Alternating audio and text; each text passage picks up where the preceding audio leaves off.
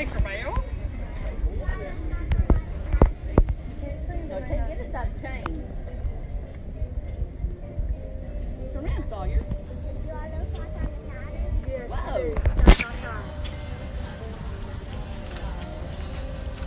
Got you. Right, Salman, your turn. Get over here, Tinkerbell. Come closer. Look up. Say answer the phone. I think it's Matt. Look at me. Sa-sa. Sa-sa. Hey, right here. Cheese. Okay, you come through the butterfly flower. Cheese. We're in Canada. Good morning and God save the Queen from the UK Pavilion here in beautiful Epcot Center. I am Lou Mongello. You are my friend. Hopefully you are watching live, or if you're watching on the replay, hope to see you again next time we go live.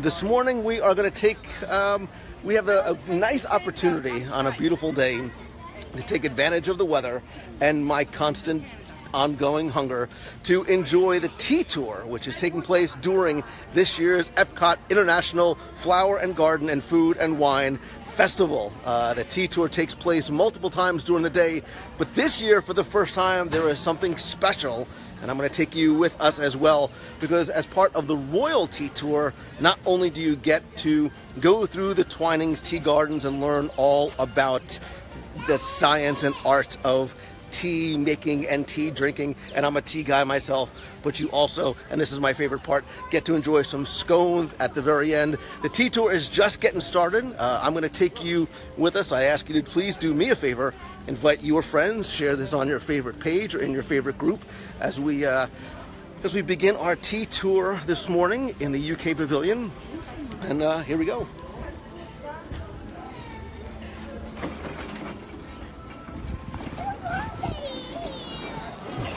Good morning. Hello, morning. Cheers. We're live. Hello. Francesca? Francesca.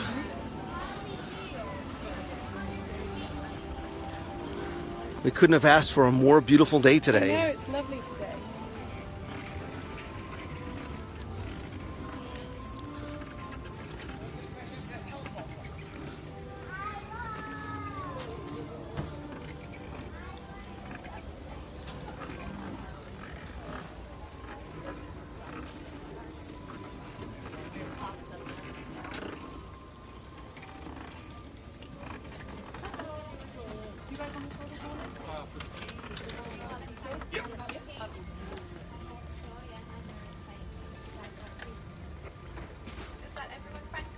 Do you believe that is?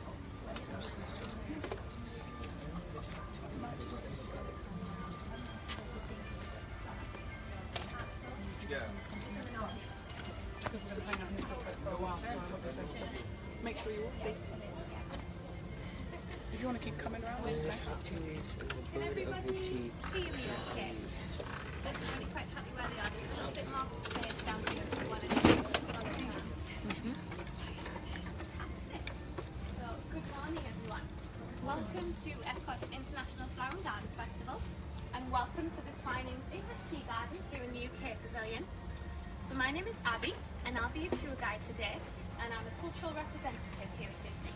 So I've been here since October of last year, along with Frankie, my best friend, and also my roommate, who's going to be joining us You have a today. good pair with us today. So I come from Hartlepool, like you guys mentioned. It's in the northeast.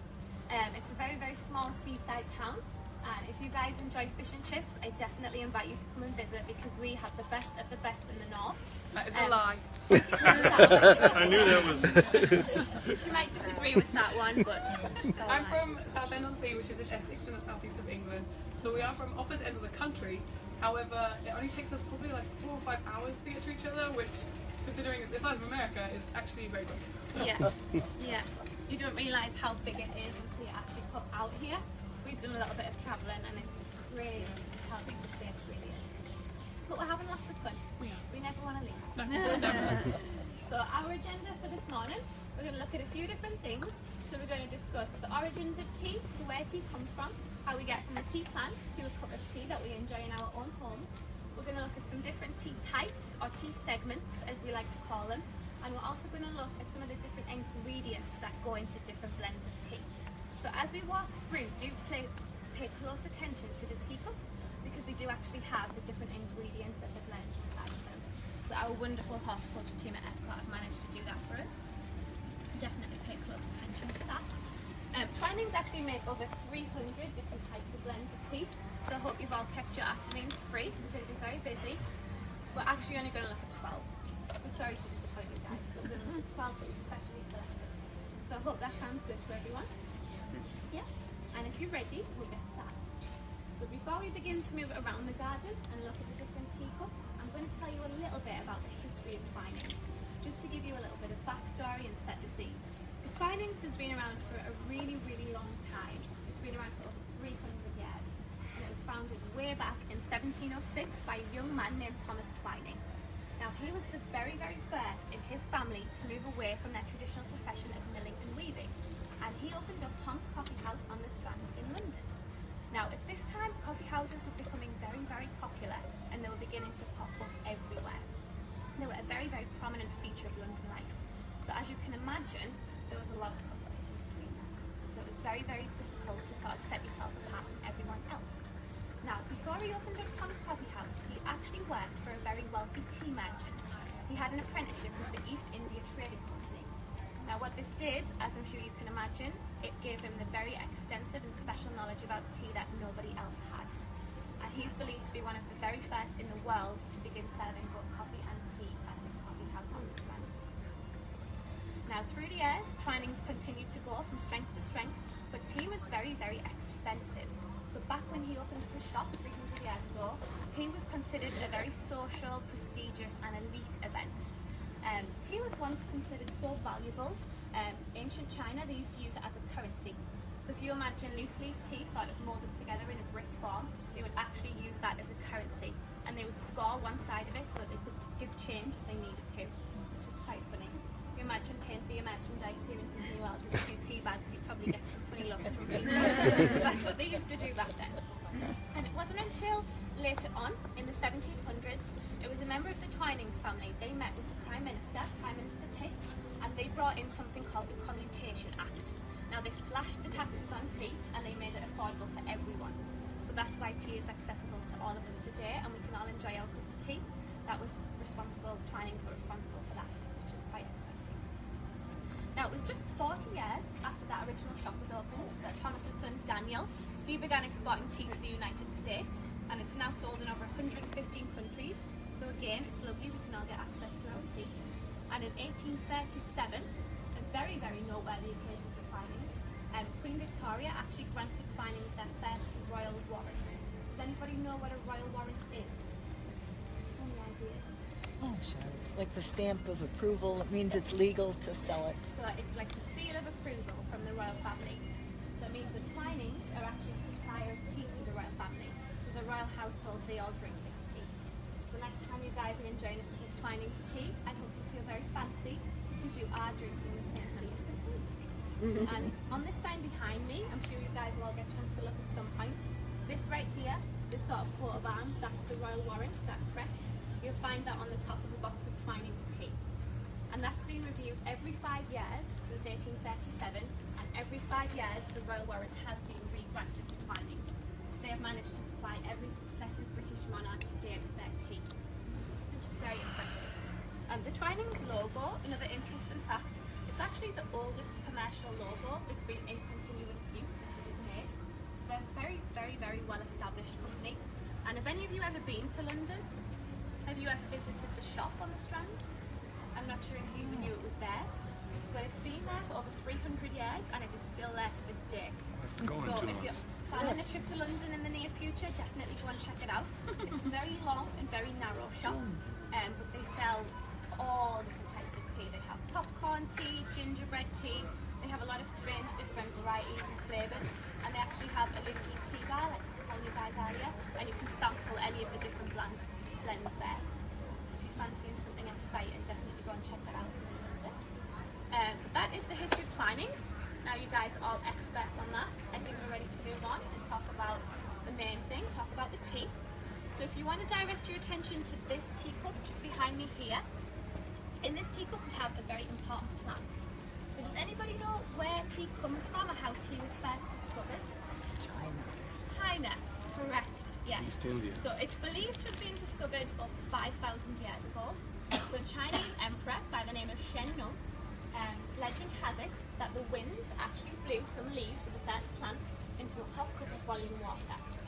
Now this was completely by accident. It just blew into his cup of water very conveniently. And he was very excited by the smell, the aroma and the taste of the leaves that landed in his cup. And from there tea was born. And he experimented with this plant. Now that is the plant you see in this teacup. It's called the Camellia sinensis plant. Now it's a very important plant because it's the base of all true teas. So your black, your white, your green, your oolong tea, they all come from this one plant. So I was very surprised to learn that when I had my training because they all taste so different. But it's actually the treatment and the manufacturing process that the leaves go through that cause the difference in taste between different types of tea. So this plant, it's an evergreen. It has small white flowers. I don't know if you can see them. I think they are just starting to sprout a tiny little bit. It likes specific soil and around 80 to 90 inches of rainfall a year. Now if this plant is left to grow and to do its own thing, it can actually grow as tall as this building behind me. So it can grow very, very tall indeed. And some tea estates will allow it to grow to this height to provide shade for the other plants. But traditionally, they'll keep it around 3 feet in height, so around waist height. Yes, to make it easier for the tea workers to pluck the leaves from the plant.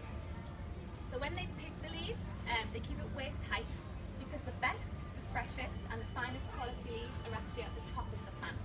It's the top 2 leaves and the unopened bud that they want to get to give you the best tasting tea. So leaves towards the base, they're more mature, not as fresh, and they'll actually give your tea a bitter taste, which you don't want, definitely not. So the top 2 leaves and the unopened bud. Now these ladies will work for very long hours on the tea estate all day long, and one of the representatives from Twinings, a woman named Myra, she actually went and visited one of these tea estates and she helped out with the ladies.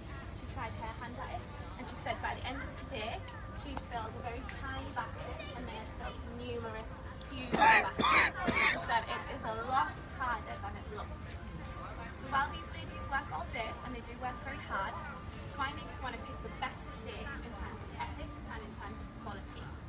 So you might be surprised to find out that Twinings don't own any tea estates at all. They don't own any of these tea plants, tea farms, not one.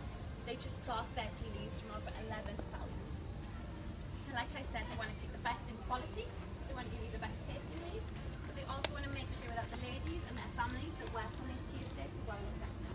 So they are founders of the Ethical Tea Partnership. I don't know if any of you have heard of that. And they also run a source repair program. And this just ensures that the ladies and their families, they have access to medical care, the children have access to education, or they do have fair hours and fair wages. And I find that quite comforting, so that when having a cup of tea, you know that the families that have helped you to bring that cup of tea, they are well looked after. Okay. So that's the Camellia sinensis plant. Similar to a wine, Camellia sinensis that's grown in different regions will taste different. So it depends on things like the altitude at which it's grown, the acidity of the soil, the climate, and so on and so forth. It'll make the tea taste different. So if you've ever tried an English breakfast, and you've also had a Prince of Wales, an Irish breakfast, a Darjeeling, they all taste different because they're all grown in different areas, and then they're all blended together to create different tastes. So in this teacup, we have the English breakfast. The reason why it just has the Camellia sinensis in, because I'm sure a lot of you know it's just an unflavoured black tea. There's nothing else added to this one. What makes it a black tea, like I said, it can make a black, a green, a white and a yellow. What makes it a black tea, it's actually the oxidation that the leaves undergo. So once the leaves are plucked, they're withered, which just means they're left out to dry. It makes them like pliable, more spongy. After they're withered, they're cut up. So Twinings use a cut, tear and pelt process. Basically just breaks up the leaf, releases the natural juices from it, and activates the enzymes inside the leaf. And what this does is it allows the leaf to oxidize. So as it absorbs oxygen in the air, it turns a darker colour, and it also causes the strength in flavour. So your black tea, your English breakfast tea, it's fully oxidized. They leave it to absorb as much oxygen as possible, and that's why it's a strong tasting tea. And that's why it's so dark in the colour as well. Does that make sense? Yeah. It sounds very complicated, but all I want you guys to remember is that black tea is fully oxidized for strength in colour and in flavour. That's the main takeaway message for this one. So English breakfast is very, very, very, very, very, very popular in the UK.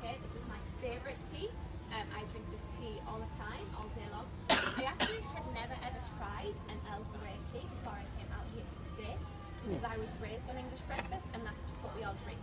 So if you go to your family's house, you go to a cafe or a shop and you ask for a cuppa or a brew, this is the tea that you'll get. So super popular. Black teas, traditionally we do take with milk. And does anybody like their tea sweet?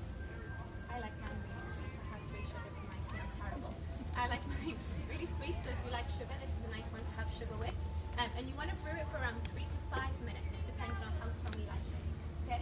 So 3 to 5. Does anyone have any questions about the English breakfast? I do. Nice and simple, nice classic tea. I have a- Caffeine, this one has the most caffeine in it, so. So about the milk, because I want to make sure I'm doing this right. Okay. I've been told different people in England do it differently. Sometimes you put the milk in first, sometimes you put the tea in first. Okay. I've been doing it wrong all along. If I want to do it the proper way, pinkies out, how do I do it? Which way do you do it? That is the question. You're on the spot. You're going to kick me off the tour because I normally don't put milk in my tea. Sorry. I'm just gonna leave. But I'm here to learn, so. Okay. It's your cup of tea. Drink it just the way you want to. For the black tea, traditionally we do put milk in, and I add the milk afterwards. So I add water to the tea bag or the loose leaf tea, brew it, and then I add my milk afterwards. Personally, I don't think it affects the taste very much. I just think it's easier to find out how much room you need for the milk. So if you put it in first, you might make it too milky or you might make it too weak. So I'll add the water and then I'll add the milk on top. Okay. Yeah? Should I dip my tea bag in and out? No. I used to do this all the time until I had my T2 training. What it does is colour actually comes a lot quicker than flavour, so never judge your tea by its colour. If you want to extract the fullest flavour and have the best tasting cup of tea, leave it for the recommended brew time. If you squeeze it or dunk it in and out, it doesn't do a lot to affect the quality of the tea, but it won't affect the taste. So if you are doing it, you're not really doing anything wrong, you're just not doing anything. It's changing the colour but not the flavour. So if you can, I'm terrible for this. I used to leave it in for a minute or 4, squeeze it against the side and then drink it in a rush and I'd be like, there, this is great, this is fine. Because it looks nice and dark in colour, but the flavour, it's actually a lot weaker than it would be if you just left it alone. But very good question, because I did that all the time. Yeah. I would ask Francesca for help on the whole whether to add milk before or after, but she doesn't actually drink tea. I'm not sure how Twinings decided it was okay for me to give these tea tours. She's a tea because- tourer, but she does not drink tea. Don't drink the tea. I throw it out there at the beginning of every tour that I actually never drink tea. I should, because my voice has disappeared from You me. should have lemon and So I ginger. should have a lemon and ginger tea, but alas, I still won't drink it. It's nothing against tea though, she actually just only drinks water. Water. But I am the only Brit that works in the UK Pavilion that does not drink tea. So anybody else will give you a better opinion than I will. Oops, thanks, Hans. Just throw you into it. Yeah. I know you like to do that to me on your tea tour. Oh, I do. The smelly feet.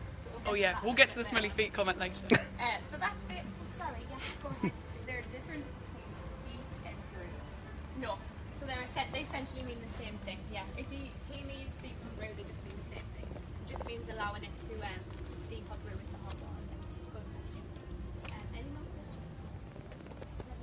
So do you know what's the favorite of the queen? Since it's approved by the royal Queen? family? they actually, the royal family, I believe they get their own blends made for them. Yeah, we do have, Twinings do make a lot of blends that they name after different royals. We used to sell some in the store, but a lot of them have blends made after them and actually will not allow Twinings to sell them. So they'll have specialty 'Cause they're brews specially for made. them, yeah, but they're not sold. I'm sure she likes a good cup of English breakfast.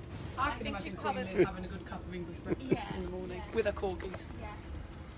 Maybe she has a bit of hair black actually, but it's getting a bit excited. Yeah, maybe. But I'll the ask her. The Prince of Wales tea, if any of you have seen the Prince of Wales tea, we don't actually sell that in the UK because it's not for the current Prince of Wales.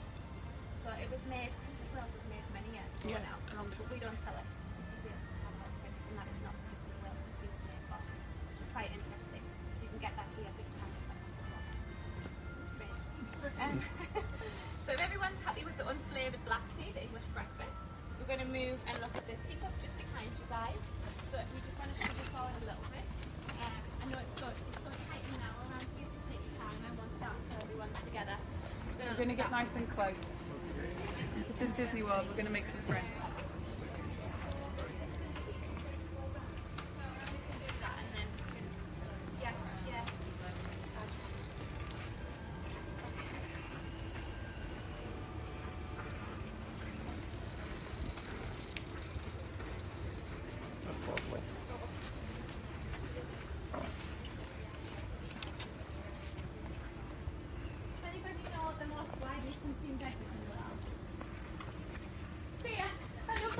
Where I'm from in the UK, it would probably be beer.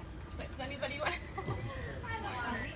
Yes, correct. So I feel like we're kind of tricked people with this question. Water is actually the most widely consumed beverage in the world, but second is tea. So that just goes to show how many tea lovers we have in the world. Tea is second only to water. Okay? Well, beer is a good one. I'm sure beer is said. Beer will be up there.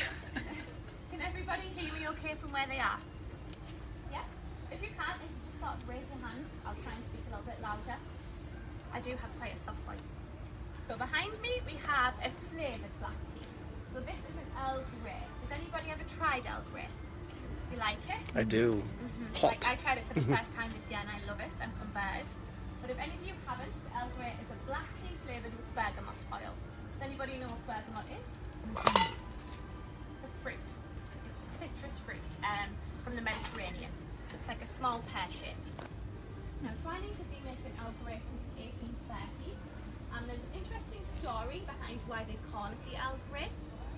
So Charles II, who was Earl Grey, he was Prime Minister of England in the 1830s, he actually sent an envoy out to China. Now whilst out there, the details and the legend is a little unknown, but it's believed that the envoy did a Mandarin a good turn.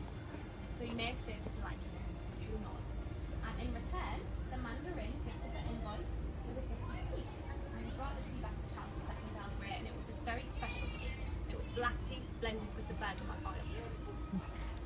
And this tea actually became the Grey family's long-standing favourite, and that's why they named it Earl Grey. So I'm sure all of you have probably heard of Earl Grey, but has anyone heard of Lady Grey? The Lady Grey tea? Some of you? Yeah? Lady Grey is bergamot, but it also has orange and lemon in as well. So some people don't like the taste of just pure bergamot, so it's a little bit of extra citrus fruits just to take the edge off the bergamot flavour. But the Earl Grey is actually not patented, so you can find the Earl Grey sold by other tea suppliers and other tea retailers. The Lady Grey is. They were a lot more clever with the Lady Grey. They cottoned on. And so the Lady Grey is exclusive to Twinings. The Earl Grey we have in the teacup is Earl Grey Lavender. So this was released last year for the Flower and Garden Festival, so it's still fairly new. It's only been around for about a year or so. And this one is nice and soothing. So this one, even though it's black tea, it can take happy. It's sort of nice to drink later on in the afternoon. It has the lavender in there. It's quite relaxing. We've had a bit busy and chaotic day. I definitely recommend this one. This one apparently, the sign says it's going to calm your soul. So I would try it just for that. That sounds good to me. I just thought I've never seen this tea will calm your soul. So that's a bold claim, but definitely try that one if you need your soul calming. Does anyone have any questions about the Earl Grey? Again, a very popular tea. The Earl Grey and the English breakfast are actually Twinings' top two sellers. So they sell the most of these two blends. I have another milk-related question. Go on then.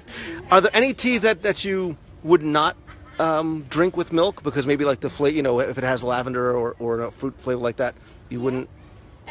So technically, these teas are not true teas, but any herbal teas, I wouldn't typically put milk in them. Any tea that has a lot of citrus in it, I probably wouldn't. Earl Grey is fine, but if it has a lot of orange in it, I probably wouldn't put milk in it. It's completely up to you. So we sell like black tea with lemon, black tea with mint. Those ones are quite nice to just drink without milk. But if it's just an unflavoured black tea, I'd definitely put a bit of milk in there, personally. But it's completely up to you. Yeah, personal preference. But if it has a lot of the mint, the orange, the lemon, anything else in it, I'd leave it unflavoured without milk. Sound good? If you guys want to move on, if you have no more questions about Earl Grey, we're going to talk about a herbal blend now. So we're going to move on to a different segment entirely. So if you want to follow me, we're going to stop just at that teacup on our right hand side. So we'll head this way.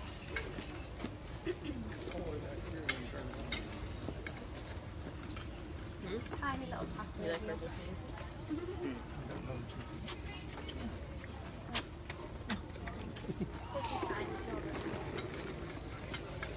Yeah. Feel free to follow Frankie all the way up there. Make sure we can fit everybody in. We'll just think of that tea behind us, but it gets very squashed on the floor. I need a microphone. Maybe we should request that for future years. I could sing with this tree. Are those earpieces that I'll put to this day? What type of tea do people like to drink? So what type of tea do you all drink? Chai tea? Green. Like black tea or like a herbal tea? A black tea. Yeah. I just went to hear what's popular over here, so that's interesting. Green tea. I don't drink green tea just plain, I don't like it, but I like the ones that have the fruits in. So green tea with mint. Can everybody hear me okay? Yeah? Please let me know if you can. I don't want you guys to miss out on anything. So here we have the first of our herbal blends. So these are not technically true teas. Now what this means is that they don't come from that very first plant we spoke about, the Camellia sinensis. Herbals don't come from that plant. They're actually an infusion of different fruits, spices, herbs, things like that, but they do not have the tea plant in them. Now this does not make them inferior in any way, shape or form. A lot of the herbal blends are actually my favourite, and the great thing about them is that they don't have caffeine in, because they don't come from Camellia sinensis. So if you want to cut down on your caffeine or you can't have a lot, then herbals are going to be great for you. So here we have the buttermint blend. This still is a fairly new blend. It was just released in the autumn of last year, and it is very popular. It's so popular, I'm afraid to tell them this. Just to have you rip the band-aid off. This one is actually sold out in the tea caddy at the minute. So we don't have any of this tea, so sorry to build you up just to knock you down. But it's very nice tea. So if you can get this one online, or if you're going to be around Epcot for a little while longer, definitely come back and see if we've got it in, because it's lovely. It's a peppermint tea and it has vanilla in it. So it's a very unique tasting tea because it's refreshing and minty from the peppermint, but then it's also creamy and almost sweet and smooth from the vanilla. So has anyone tried the buttermint sweet? I've never heard of a buttermint. We call them merry mints in the UK, and I believe in Canada, or humbugs. Has anyone ever tried it? Humbugs, like merry mints, things like that. Like a minty sweet, but then it also turns sweet at the end. That's exactly what this tea tastes like and smells like. It's very popular. Cast members, guests, everybody loves this one. So hopefully you guys will be able to get your hands on this one somehow. But yeah, it's a herbal blend. It doesn't come from Camellia sinensis. You want to brew them for around 3 to 5 minutes. So exactly the same as your black tea. So nice and easy to remember. Your herbals and your blacks, they're both going to be 3 to 5. Does anyone have any questions about buttermint? No, so you can see those thicker leaves there, that's your vanilla, and your peppermint is the one at the back. I've got a little small leaves on it. You've got your peppermint and your vanilla. But that's the buttermint. Definitely try this one in the future if you can. It's very good. So if no one has any questions? Okay, fantastic. We're going to move on. We're only going to move slightly further forward. There's another teacup. It's going to be on your left hand side. It's just a tiny little bit further forward. But we'll head out onto the promenade. Of course. Like, listen to that. Yeah.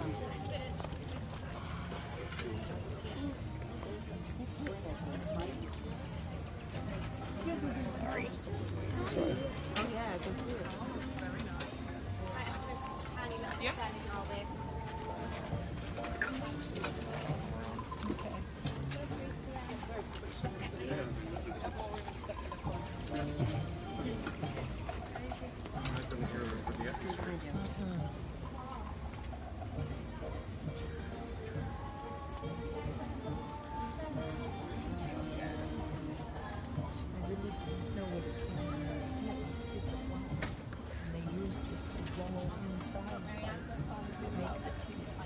I haven't yet. I've stumbled a few times, but I haven't yet fell in. It's going to happen. So here we have another herbal blend. This one's called chamomile honey and vanilla. Has anyone ever had pure chamomile tea? Do you like it? Do you like the taste of the pure chamomile? It depends on like the strength that you make it. Yeah. So it tastes, chamomile is almost glass-like. It's a very strong taste. So people either really like it or people don't like it. I'm not a huge fan of plain chamomile, but this one also has honey and vanilla, so it just helps to balance that out. Again, it just takes the edge off it. It's nice and sweet. Chamomile is known to be very soothing, so this is a great one to drink in the evening time. Like I said, because it's a herbal, it has no caffeine in it at all, which makes it great to drink in the evening. So it's very soothing, very nice and very calming. Does anyone like Beauty and the Beast? Has anybody seen the new movie? Yeah. I actually fell asleep during the movie.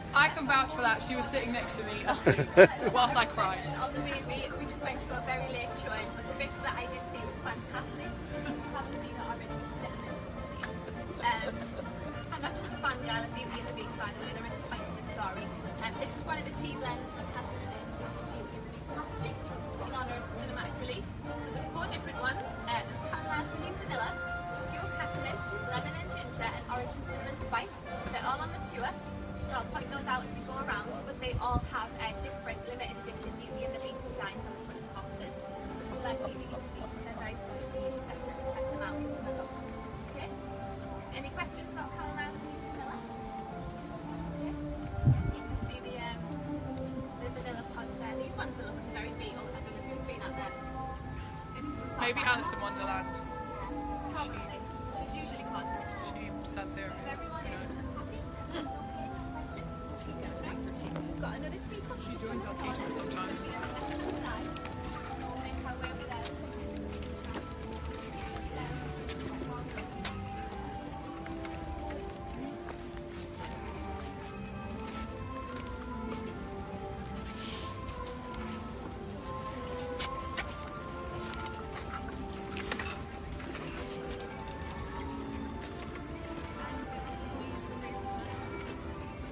Very warm out here. Sorry, Sam, I'm in your way. No. Not photobombing you. Just let me know if I am. Wait, just say that again. I like the way you say football bombing, yeah? Photobomb. Hi, Hannah. There's actually a lot of people watching from the UK right now, having tea, watching you talk about tea. It's okay. I'll do you proud. I'll do you proud. Can everyone hear me okay at the back? Yep. Lovely. So here we have the pure peppermint tea. So this is an all-natural tea. It's blended using only 100% peppermint leaves. So nothing else is added to this one. Very nice and pure. Clients actually get their peppermint leaves from over 100 different countries, just to make sure that you get the best tasting and finest tasting peppermint tea. So that's quite interesting to know. The name of the peppermint plant, which is the plant you see inside this teacup, is called Mentha piperita. So hopefully I've pronounced that one right. But it is a perennial plant. That means it can survive through the seasons, and it can grow as tall as 90 centimetres in the summertime. This is a tea. If you've ever had peppermint tea, you're going to smell this one long before you actually get a chance to taste it. It has a very strong, very uplifting and refreshing smell. This one, have you guys ever been out for a meal in a restaurant, and at the end when you get the check on the bill, you get a peppermint sweet, or they have them like in a big bowl by the exit for you to help yourself too? This is because peppermint has been known to be useful in aiding indigestion and discomfort. So if you have any bloating, you've had a heavy meal, try peppermint, try a cup of peppermint tea. It can definitely help to ease that.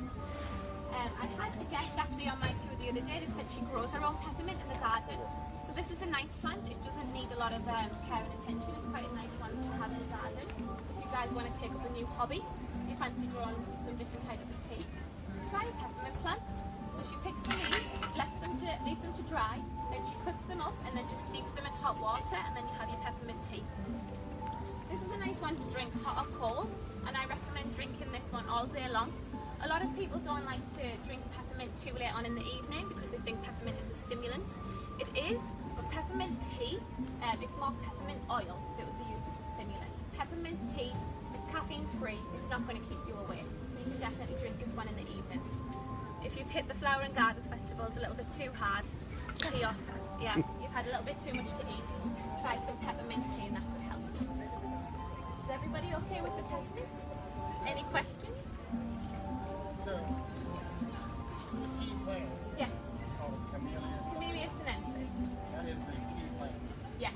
So that is where all 3 types of tea come from. So you'll hear me say herbal tea all the time, just because it's easier and more convenient. It's sort of been picked up by habit that we call herbal teas, but a lot of people call them tisanes or tisanes because they're not true teas. That's what I was going to ask. Has there ever been a legal fuss over the term tea? I'm not sure, sir. Yeah, like champagne. Like in America, you Yeah. call that champagne. Yeah, I would imagine, because people always like to complain about these things. But yeah, it's not a true tea. So people call it herbal tea, and you'll see on the box it says herbal tea. This is just out of habit and convenience, people will call it that. But if you're fussy, it's not technically a true tea, because because it doesn't come from the tea plant. This, yeah, so those are your true teas. They all come from that one plant. Yeah. Whereas all of these blends, so it was from the buttermint all the way up to the orange and cinnamon in the corner. These are all herbals. We have 6 herbals on the tour, so half of the tour is herbals. They're definitely not inferior to true teas. They just don't have caffeine and they don't come from that plant. But you'll hear some people call them tisans, tisanes. That's what you can refer to them as if you don't want to call them a tea. Okay, right, we'll keep moving on. I think everybody seems okay so far. No questions? Try and get you out of this direct sunlight. We're going to stop just there in front of the site of the garden. We'll have to come back when we find out.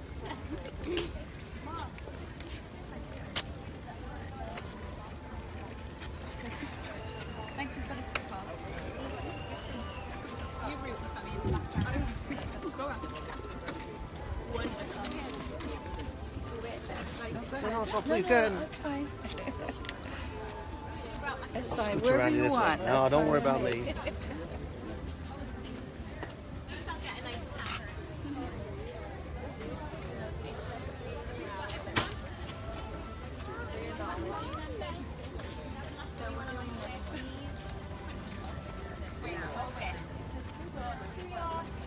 To your right, we have the lemon and ginger blend. So this is a tea, again herbal. It combines lemon, lemongrass, Chinese ginger to create a very invigorating and once again uplifting tea. Chinese ginger is actually been used for over 2,500 years in order to give teas that extra little boost, and it's always been used in folk medicine as well. So if you're feeling a little bit lethargic, a little bit under the weather, definitely try this tea just to give you that extra little kick. It can have lots of caffeine, but you want something to sort of give you that boost on the morning.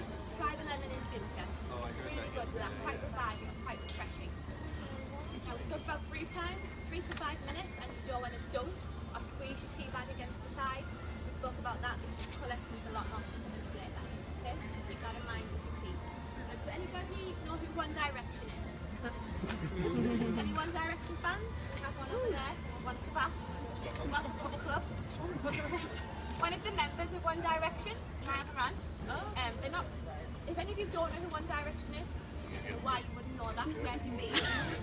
They're a UK boy band, or they were a UK boy band. Sadly, they're not together anymore. The work. Right. One of the members, Niall Horan, he actually used to drink this tea before he went out on stage. So he tweeted Twinings and said before he does any big performance, any interviews, any things like that, he likes to have a cup of lemon and ginger because he feels it helps to warm everything up and get him going. So if any of you do any big speeches, part of your career, you'd like to talk a lot, try the lemon and ginger. I didn't have my lemon and ginger this morning, but I probably should have. And as you guys can imagine, the sales of the lemon and ginger once he tweeted Twinings skyrocketed. Every teenage girl wanted this tea. But it is a very nice tea. It's a lovely one. So that's the lemon and ginger.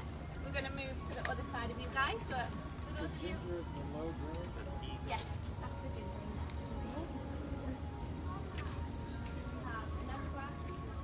I think the blackberry leaves are the ones at the back. Francesca, what need to help them? Okay. What was the question? Ginger. In this tea. It's sticky everywhere. The one at the back, I think. Yes. Is it not? We'll figure that out. We'll figure that out one as a team and then we'll... That's not a question. So it's the root, so that makes sense. Probably the tall one in the back. Yeah. The blackberry is the little. That's exactly what I was thinking, Sam. Took the words out of my mouth. Okay. We'll find out. The horticulture team are The all roots in is the that. part that you use as the ginger. Yeah. Jessica. Yeah. The little pictures at the bottom. Yeah, but it is the pointed one, the Oh, ginger. yeah, we have a picture. The spiky one. Yeah. Okay, the spiky one. We've got confirmation. Thank you. Oh, it's not the So on the other side, can you guys see me okay over there? If we just stay like this, that's okay for you guys. As we walk up, you can get a better look at this teacup. We have the berry fusion. Does anybody like fruity teas? Anybody a fan of fruity ones? Yeah, I love fruity teas. They're my favourite. This has tons of fruit in it. Strawberries, blueberries, blackberries. It has cherry pieces, apple pieces, oranges. It has a pie. It also has a hibiscus flower. which is a really pretty red flower, and that's what gives this tea its red colour. So if you ever try this berry fusion, it is actually red in colour, which makes it taste even better in my opinion, because it has the hibiscus flower in there. Does anybody drink iced tea? Yeah. How many of you guys who said yes are from the States? Live in the States? Where are you from? Brazil. Brazil. So I found it interesting to learn that 80% of the tea that enters the United States is consumed as iced tea. So that's a whole lot of iced tea, especially because in the UK it just doesn't exist. Like, we have it if we want it, but nobody drinks it. Everybody drinks hot tea. If you ever leave a hot cup of tea for a few hours and you come back and it's gone cold, it's actually really sad. It's really, really sad. We don't want to do that, so we don't drink any iced tea at all. But obviously, because it's so hot and humid over here, iced tea is really nice and cooling and refreshing. So if you make your own iced tea, does anybody make their own iced tea at home? Yeah, I have a little tip for you if you want to hear it. When you make your own iced tea, once you've brewed the mixture, before you go ahead and put that in the refrigerator and cool it, take an empty ice cube tray and make flavoured ice cubes with the mixture. That way when you come to serve it, you won't dilute it the way you would with regular water. So obviously as the ice melts, it's not going to be the desired flavour that you want. If you put the flavoured ice cubes in, it'll keep it nice and strong. Yeah? And we make a lot of iced tea in the tea caddy for the tea tours and things. Sadly, we don't make flavoured ice cubes because we don't have the time. So what we do instead, we brew our tea double strength and then we add regular water ice cubes. So that way as the water melts, it still has that perfect strong flavour that we want. Okay? Sound good? Is everybody okay so far?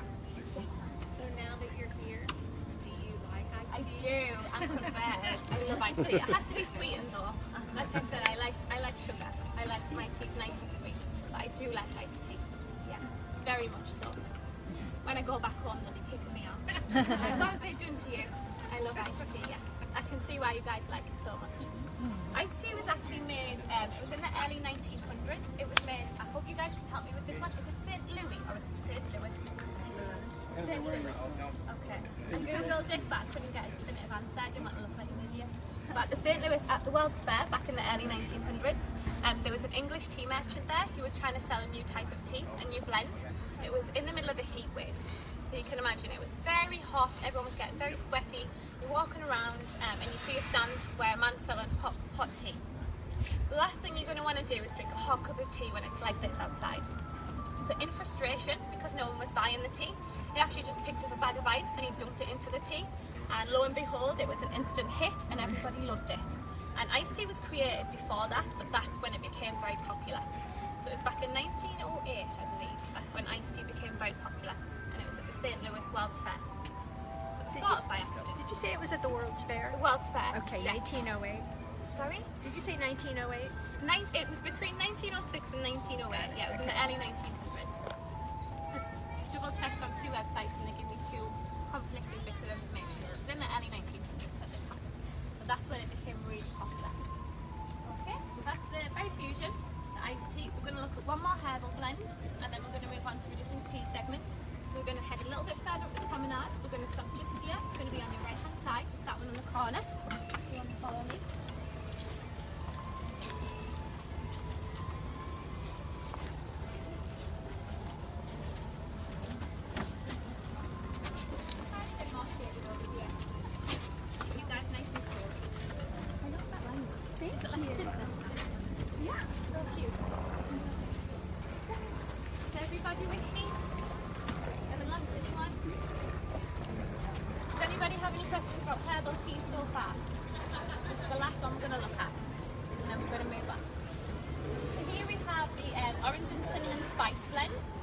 Now this is a very special tea because it actually comes from the rooibos plant. Now the rooibos plant is a plant, do you like the rooibos? Not particularly, but I live in South Africa. You know of it, yeah. It's a plant that's native to South Africa, and you can find this plant only at the base of the Cedarburg Mountains there. It's a very special plant. Some people will call rooibos tea red tea or red bush tea. This is because when the leaves of this plant are picked, they're left out in the sun to dry and they turn a really deep red mahogany colour. So again, when you brew this tea, it actually turns the colour of the water red. Now rooibos, it yields a naturally sweeter tasting tea when you compare it to the Camellia sinensis. So even though it's a herbal blend, It's traditional in South Africa to take this tea with milk. So usually I'd say don't add milk to a herbal, but over there in South Africa they do drink the rooibos with milk because it brings out the natural sweetness. Now with the rooibos we have orange and we have cinnamon from Vietnam. So again, it's similar to the lemon and ginger. If you like those sort of tastes, it's zesty from the orange, but then you have the added kick from the cinnamon as it travels down the throat. So this is a very exciting blend and a really nice one to try. Any questions about the orange and cinnamon spice? That's one on one. Yes, yeah. So there is caramel, honey and vanilla, the peppermint one, lemon and ginger, and this one. They all have the Beauty and the Beast packaging on them. So they're different designs on each one. They have Mrs. Potts and Chick. They're very, very cute. We have them all inside the tea caddy. So herbals, caffeine free, brew for 3 to 5 minutes, calorie free, as are all teas before you add milk and sugar. Any more questions? No? Fantastic. So that's the last of the herbals. We're going to move on and look at a green tea now. So if you want to follow me further down the path, head down that way. As you walk through this archway, just on your right hand side, you'll see a sign for the Camellia japonica plant. That's the plant that the flowers come from. So the flowers don't come from Camellia sinensis, they come from Camellia japonica. They are related, but they're not the same.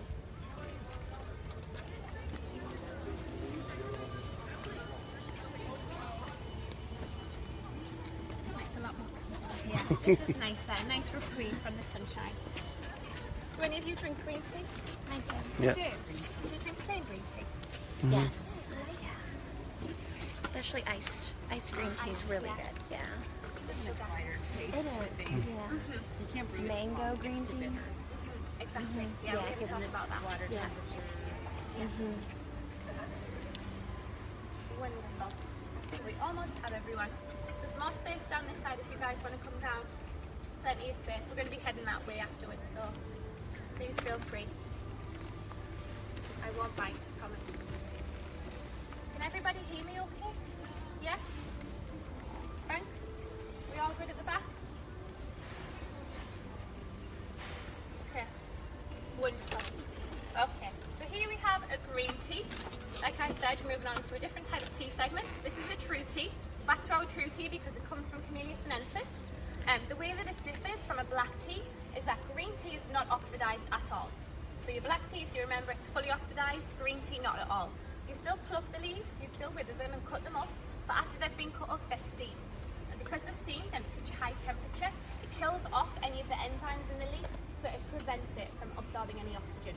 So it can't react with oxygen in the air. And that is why your green tea is more delicate in colour and in flavour. So I know some of you enjoy to drink green tea, you'll notice it's a lot lighter and a lot more delicate taste, it's not as strong. But some people say that green tea has an almost earthy taste to it. I don't like plain green tea. I find the taste is a little too almost earthy. So this one is really nice, the pomegranate raspberry and strawberry. If you add a little bit of fruit to it, it makes it a lot more palatable, it makes it nicer to drink. So that's just something to keep in mind. Now with your green tea, because it's more delicate, you don't want to add boiling water to your tea bag of green tea.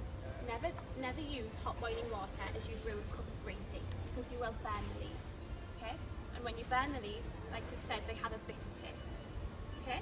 So don't add boiling water and don't brew it for as long. You only want to brew this one for 2 to 3 minutes. Okay? Any longer and you run the risk of burning the tea leaves.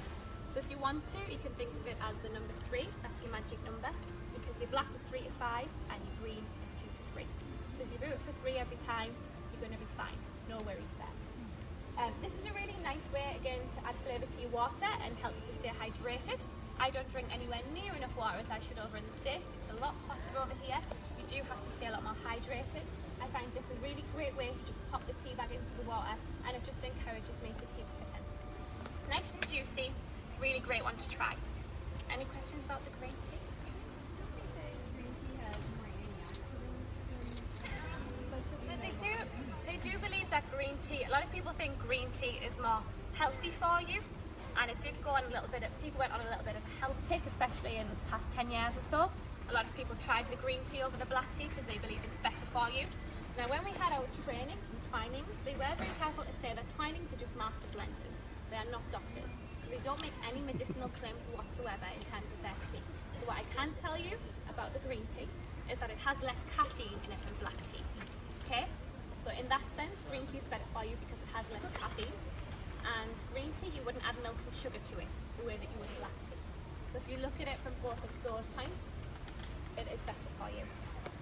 But yes, tea does contain antioxidants. Okay, good question. Any more questions about green tea? Everybody okay so far? Wonderful. So again, if you want to look at your teas like a wine, like I said, tea plants that are grown all across the world taste different. If you want to look at teas like wine once more, your black tea would be a red wine, your green tea would be a white wine, and your oolong tea, it's not on the tour, but it's nice to mention it because it's a true tea, that would be your rosé wine because it's semi-oxidized. So that's right in the middle in terms of oxidation. You have your black, your green, and your oolong. Okay? Right, let's keep going. Everybody seems happy. We're going to stop. We're going to look at one more green tea. It's going to be on the other side of the pan. Yeah, you do. Yeah, we just don't have enough tour. Yeah. So white and oolong are both true teas, but we don't have either of those on the tour. But I'll tell you about white a little bit later. Fantastic. Warm, isn't it? Hot. Lovely. We have plenty of space down here if you guys want to go down. Any of you guys want to just go to the pot? Are you okay? Yeah? Everyone happy? Wonderful. So here we have a green tea with jasmine. Now this tea does not contain actual jasmine flowers. I was very surprised to find this out. It's just infused with the aroma of jasmine. So if you don't already know, tea leaves will absorb anything aromatic around them and they capture it as a flavour. So be careful if you store your tea leaves near the spice rack and you think they're starting to taste a bit like garlic. That's why, because they have actually absorbed the aroma and they capture it as a flavour. So do be careful when you store your tea leaves.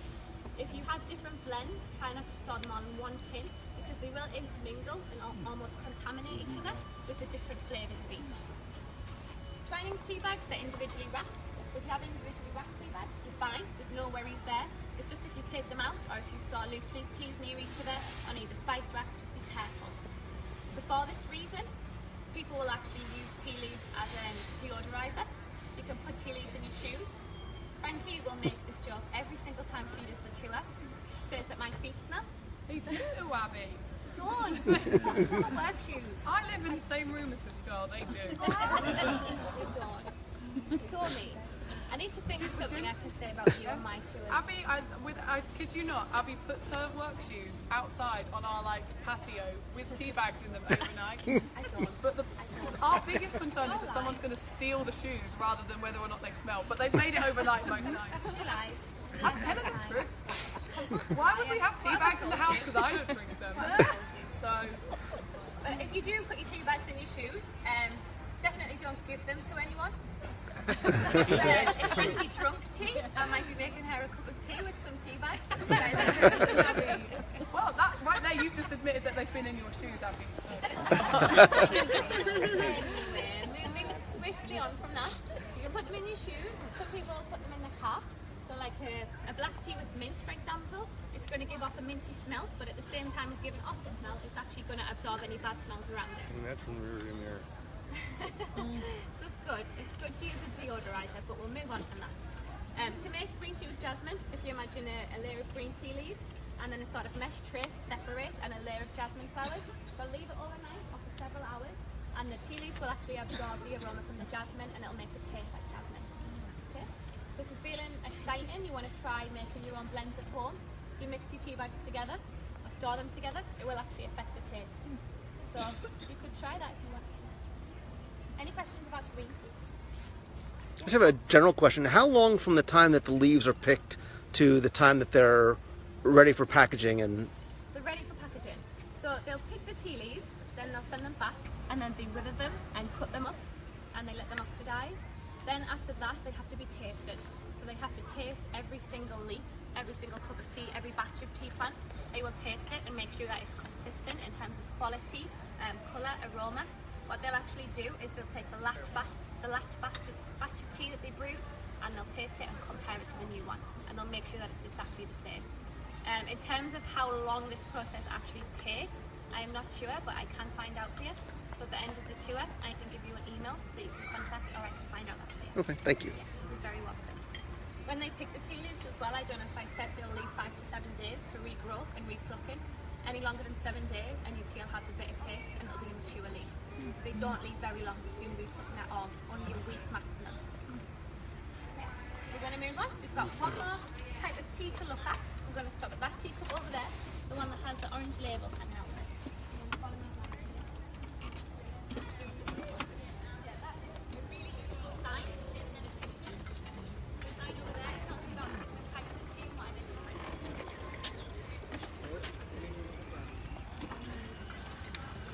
Just the bud for white tea.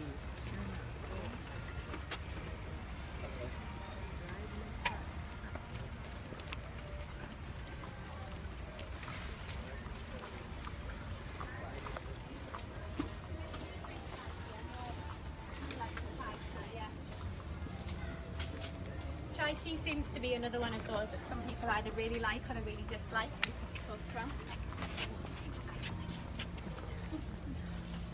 The French vanilla one's good, but plain chai, not for me. One down. I think we've just got a few more people taking pictures.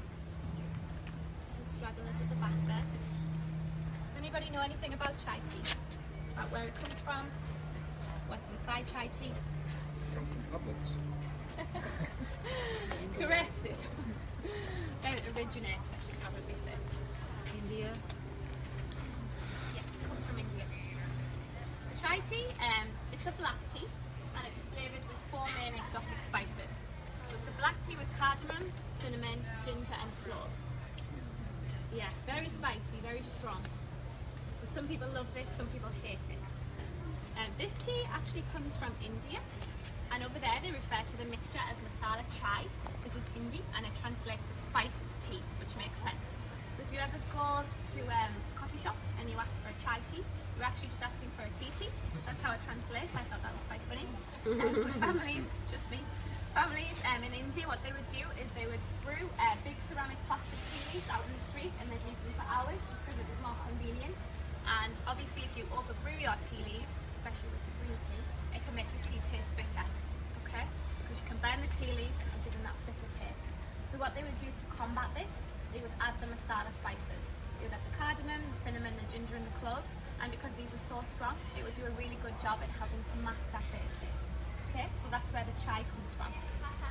Now with the chai, Twinings here have added pumpkin spice, and the one over there in the corner is spiced apple. So very exciting blends. Now when I saw the pumpkin spice sitting on the shelf in the tea caddy, I was a little bit surprised. I was a little bit confused because we do not eat pumpkins at all in the UK. They're just not a thing. So we have them on Halloween, obviously we carve them and then we throw them away. I think we've just started to get like pumpkin spice lattes and things, with pumpkin pies, pumpkin nut muffins. Seems like the States is pumpkin crazy. We are not in the UK at all. So I tried this one, and I actually tried pumpkin pie at Thanksgiving last year. I should say no more. But pumpkin muffins, they're okay, but the pumpkin pie, it just didn't do it for me. Someone said I have to have a certain type of cream with it. Do you have like a okay, it's that square cream. I didn't have the cream, so I'm going to give it another chance. Yeah, just dunk a pot of sugar on it. I'll eat it. Fine for me. Yeah. So what they did, interesting story, the master blenders in the States, master blenders of Twinings, they actually had to send over recipes for pumpkin flavoured desserts to master blenders in the UK to give them the palate and the appetite for the pumpkin flavour. Because it's so unfamiliar back at home, we just don't have the taste for it. And they enjoyed it, they said, go ahead, we want you to make this blend, but that's why you will only find the pumpkin spice chai sold in the States. So it's exclusive to the States.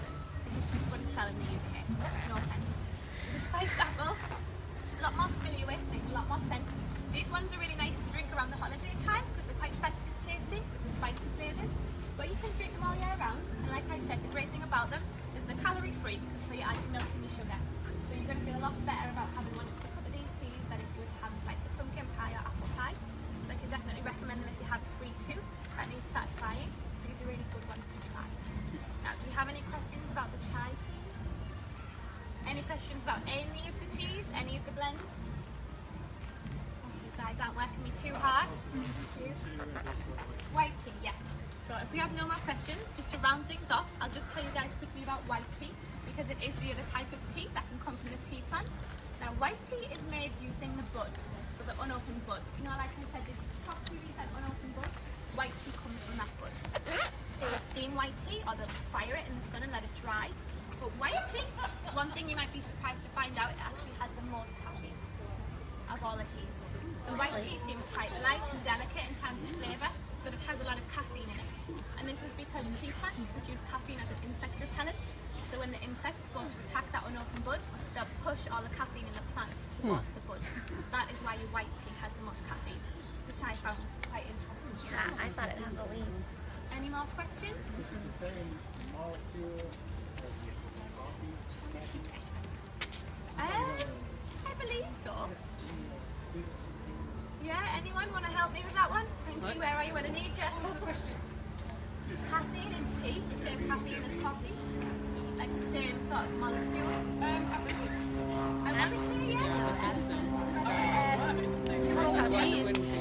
Gonna go with yes. Yes, but again, I can look that up for you. I can find that out. Yeah. We do have an email for the lady at Twinings, so you guys can email any more questions that we can answer. She'll be more than happy to help you out with those questions. So thank you. That actually brings us to the end of our tour. Thank you so much for joining me. Thank you for listening to me for the past 45-50 minutes.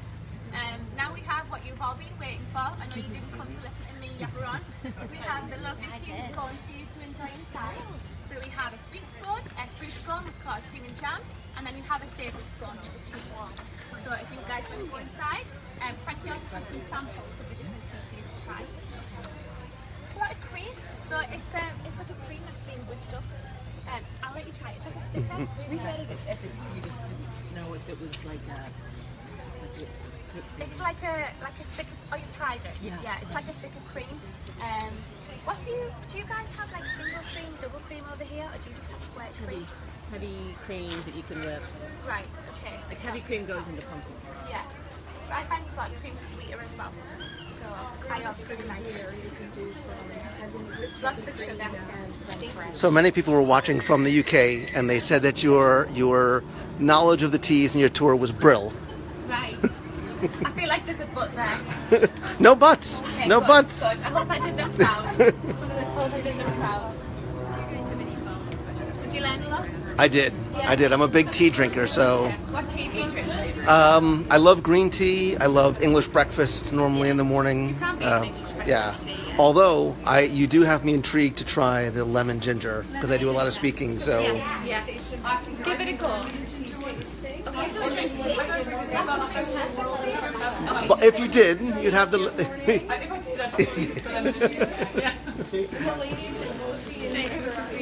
Sorry. Thank you. So the tour may be over, but don't go away yet, because the best part is yet to come, because we get to actually have some of the teas and some scones. There's a sweet scone, and there is a savory scone. So I'm gonna let everybody else get their teas first, and then we'll go over and do this. Martin, my friend from those United Kingdoms, I know that this looks very familiar to you, not just because it's where you live, but this is where we came to do our live review back on show for something. If you want to link it up in there, I'm sure you remember the number better. Some of my favorite sweets. I actually like the Jaffa cakes. The ones that you brought me and sent to me went very, very quickly. Oh, hello. Coconut macaroon. I should not have come here hungry. $4.61. Look, see, how did I know that you were certainly going to remember the number? So I'm gonna grab my tea. I'm gonna grab some scones.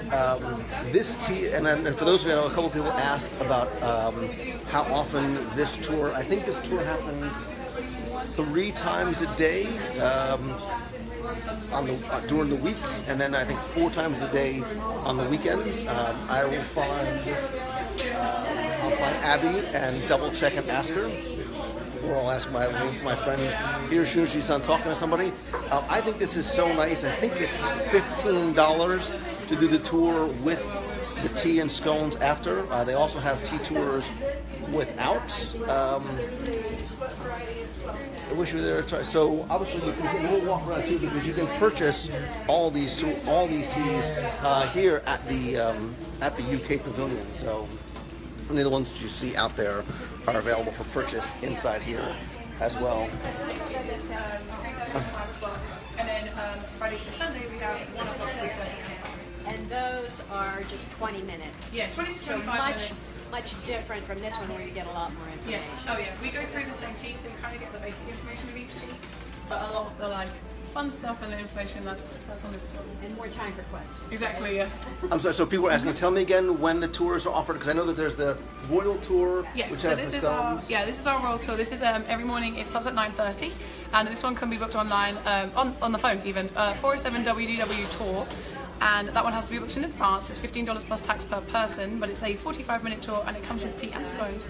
And then Monday through Thursday, we have 2 complimentary tours a day, which are at 3:30 and 5.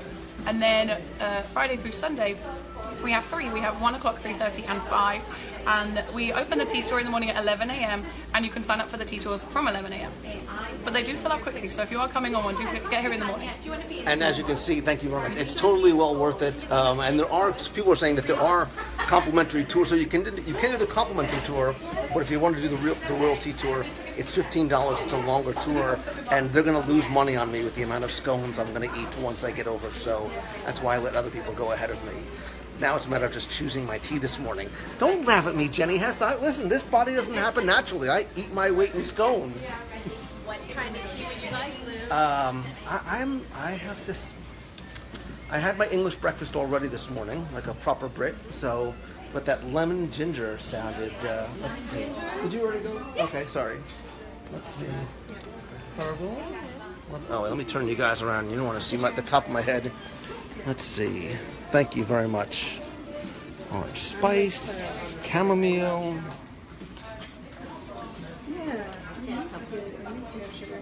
I'm gonna do a little herbal.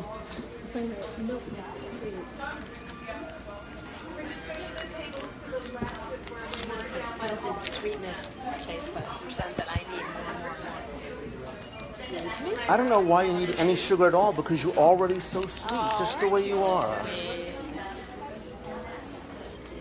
Oh, I got lots of milk in there. I'm like you, I need my sugar too. Milk and sugar, yeah. Pass me another one. More sugar? More sugar. Atta girl. Thank you. So I normally have green tea, and after my first cup of tea in the morning, I drink green tea throughout the rest of the day. I'm a green tea person. And I'm going to probably do this wrong because I'm not putting milk in my tea. I know I'm doing it wrong. Oh, you're not supposed to actually put the milk in the herbal, so I'm doing this right.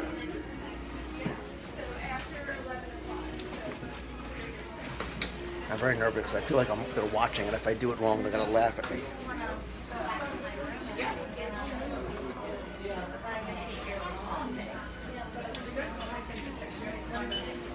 No scone emoji, but it's close to a Jaffa cake. All right, let's take you guys around and show you the rest of the shop as well as...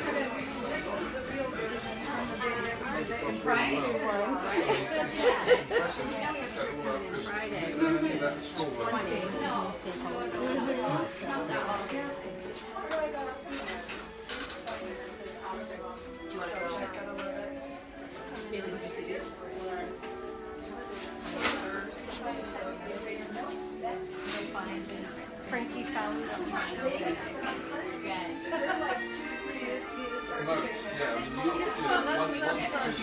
Yeah, so yeah, the one that we're running is in 1040 now, so the shop will reopen at 11 o'clock for all of the day guests as well. So yes, you can go relax, eat your scones, and come back. Okay, great, thank you. Okay, the ladies tend to, it's very common.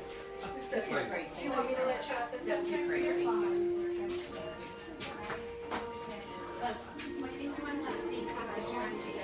There are the scones. I will get those on the way out. See, what's nice too is when you come here, you can actually sort of mix and match. Make your own. You can get 10 individual tea bags and sort of make your own little sampler pack, which is $18. Oh, there we go. $18. So if you want to, this is a really nice, it's like a little tea buffet. So if you want to sample some of the different types of teas without having to buy an entire box, look, you can even get your own little tea caddy.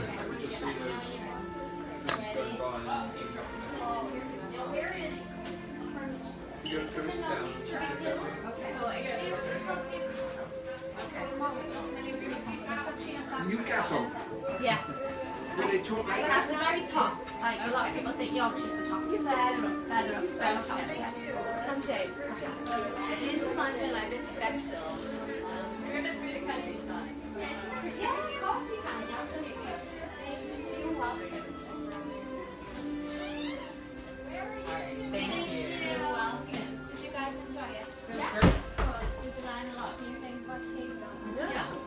When I had my training, there was so much that I didn't know, like just the little things, like the little tips about like dunking the tea by your side now. You just think you don't think anything of it. Yes.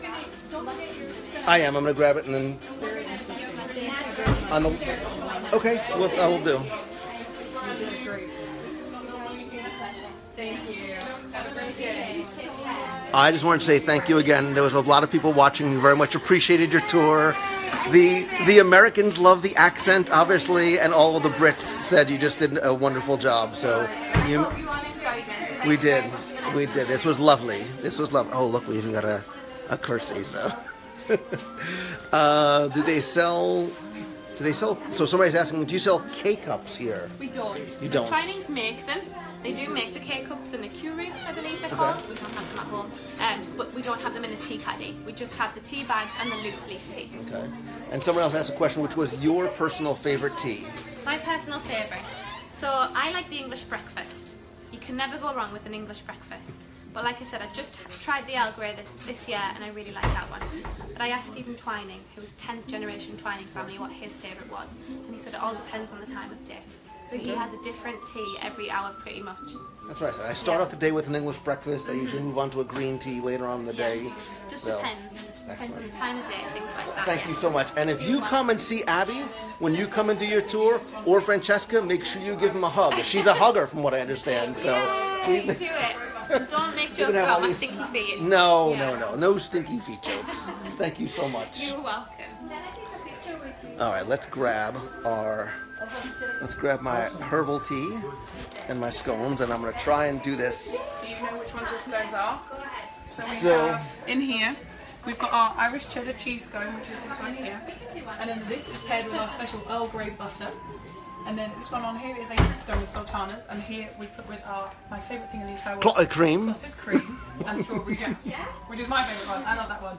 I'm normally a savory person, but I've had this, and it's So good. It's Sometimes brill. Me and Abby are lucky we get leftover scones after the tour. And that one is my favourite thing in the entire world. this is a really nice. Wait, this is a really nice way to start your day. Isn't it? With Right? scones? A lovely tour. Honestly. There's nobody here in the UK. It's You sort of have the whole quiet, pavilion it's yourself. It's yeah. very, very quiet. The sun's not beating down yet, Yeah. and you get scones And you get lovely scones. lovely tour guides. So somebody asked, what part of the UK are you from? I'm from Southend-on-Sea, which is in Essex, so I'm in the southeast of England. Okay.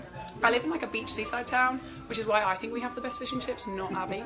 But if I get on a train, it takes me about an hour to get to the centre of London, so I get the best of both worlds. So how does Yorkshire County fish and chips compare to what you have at home? Well, they don't really, honestly, they don't taste that much different, but me and Abby just have a nice rivalry about whether or not we have the best So ones. what's different? What's different about yours that makes yours better? Oh, I think mine, I don't know. Is it the batter? Is it the fish? I'd say we have better quality fish, but we'll see what Abby has to say. I don't know what she'd say. Well, Abs, why do you think that your fish and chips are better than mine? Is the batter? Crispier. Fish is fresher. See, I just said we had better quality fish. We have a rivalry. And does it She rims me to try to head to it, so I just like to return the favour. and does it make you crazy when these crazy Americans put tartar sauce all over their fish instead of malt vinegar? Oh, see, I don't like vinegar. Like, vinegar on chips is not my thing. No? Tartar sauce? Yeah. Maybe it's not. Ketchup? Ketchup? Yeah. Wow. Ketchup with chips. Ketchup and mayo. And mix it together, you get a thousand. Yeah, it's well nice. Somebody says, boy, you really do like to pick on Abby, don't you? Yeah, I always save me. No, she's my best friend. Molly asked a somewhat serious question. What's the difference between Irish breakfast and English breakfast tea? So they're both unflavoured, but Irish breakfast is a lot stronger. Okay. So they actually come from, as Abby was saying earlier, when they come from different regions, the Camellia sinensis plant. These ones are an example of how they come from different regions, but Irish breakfast is a lot stronger. Let's show Okay. And Tom says he has ketchup on his fish and chips as well. Proud of So. you, Tom. Proud of you. These are the different, on the boxes, you can see the origins. So the strength, obviously Irish is a lot stronger, and these are the places where they source the tea plant for Irish breakfast, and these are the places where they source it for English. So that's why they taste different. A bit like wine. A bit like wine. But that's the nice thing, and this is why I like this, because you can actually come here and make your own little sampler buffet platter of different teas. It's like a pick and and try. mix, but for It tea. is. I like this. And what is it? It's $10 for $18. But you get the box as well. Oh, you get the box Yeah, too? it comes in this little box here. So Stop. Oh my! Now wait a minute. I think I'm gonna have to come back and get one just so I can get just because I like the little box. very cute. It's very cute, yeah. Excellent. Am I letting my herbal tea brew too long? Did I leave it in here too long? I feel, yeah, I mean, Did I ruin my tea? herbal teas are a little bit different because they're not from the tea plant, so you won't buy the tea plant. So it depends on the plant that's inside there. So which one did you get? I got the. You sold me on the lemon ginger. Yeah, so you don't have to worry as much with a herbal tea about overbrewing it or making it taste bitter. It's more like your black and your green. Just be careful of those. But, you're good But I to should avoid- take my bag out, correct? Yes. Yes. Oh Take yeah. that You bag could put out. it in this mysterious looking rubbish bin that we've Thank you very much. Yeah. Nobody realises it's a rubbish. It's a posh rubbish bin. And you shouldn't squeeze your tea bag either, should you? No. Don't do that. Don't ever squeeze your tea. All right, let's see if I can do this without actually spilling my tea and my scones. You can do it. Ladies, thank you so much. This was wonderful. Really appreciate it. Thank you. Take Have a care. good day. God save the Queen. God save the Queen. Yes. Queen Liz. Thank you very much. All right, let's see. Let's go find a nice spot in the shade right by the water.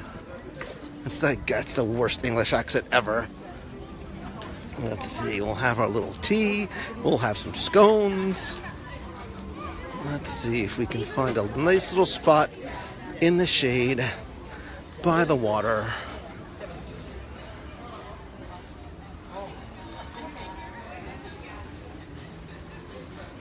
Let's see. Oh, we'll go right in here.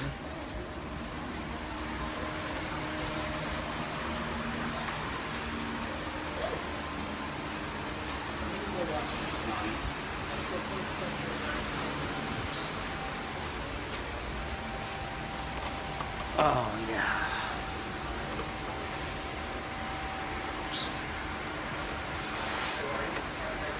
This is lovely. So Sue, this is the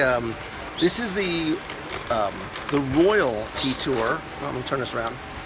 This is the Royal Tea Tour.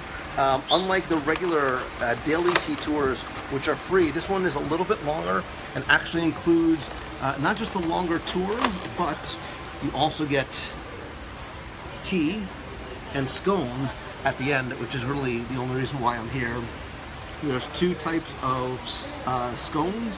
One is a cheddar, I don't know. There's like an Earl Grey butter, and there's also the clotted cream and jam. That's the one that let's see if I can do this here. Wait. See if I can do this way. It's not the most flattering angle, but that's okay. Let's see if we can do that. And I'm sure my friends in the UK are going to tell me that I'm doing this completely wrong, but I'm going to go with the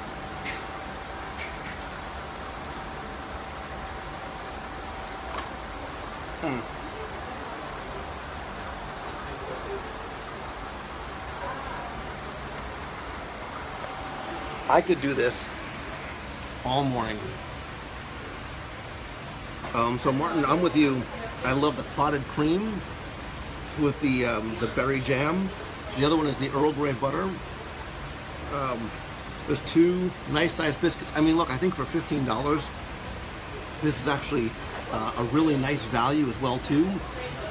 you can get into World Showcase early. The tour lasted about 45 minutes or so. You can shop in the Tea Caddy shop before it opens to the general public.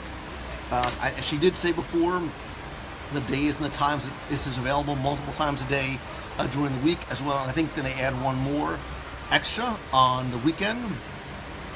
Somebody said, where are you sitting? So I am sitting outside the Rose and Crown.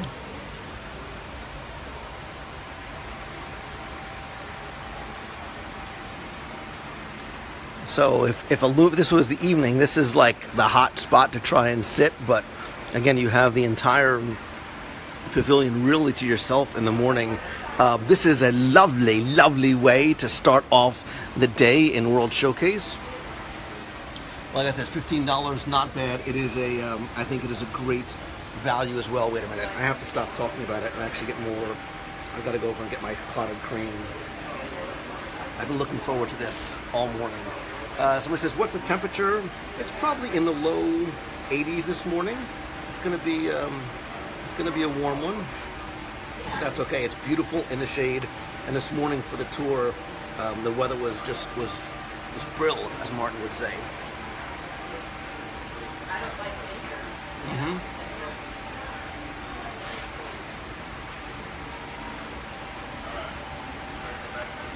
Take these out. Oh, that's nice. This is a beautiful way to kick off any morning. We should do this every day. But you probably have to get back to school, get to work, or whatever that you're doing today. I need to get back to my scones and tea. You can find out more about this. If somebody wants to put a link in the comment section, I would appreciate it. I would also love if you could do me a favor, even after this is over, and share this with your friends, Twitter, Facebook, Pinterest, in your favorite groups, on your favorite pages, wherever it might be. And please invite other people to be part of the WW Radio family and community that you guys have created. I am so incredibly grateful to you and for you, and thankful that you chose to spend and share some of your time with me this morning. Having you here with me made a wonderful and also very delicious tour even better. So thank you guys. I hope that you have a very brill day, and God save the Queen. God bless you guys. Have an amazing day. See ya.